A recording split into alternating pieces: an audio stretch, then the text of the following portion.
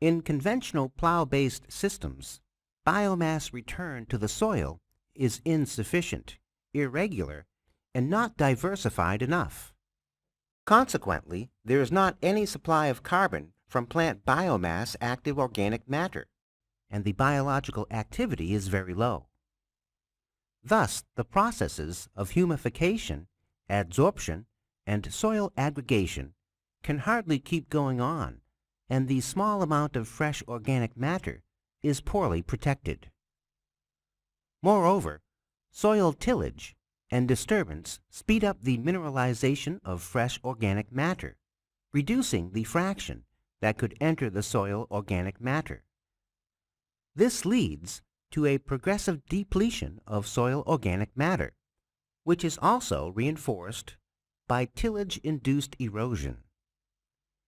Instead of a carbon sequestration, we have a carbon depletion. Soils are degraded, and their degradation is even faster under tropical aggressive climate.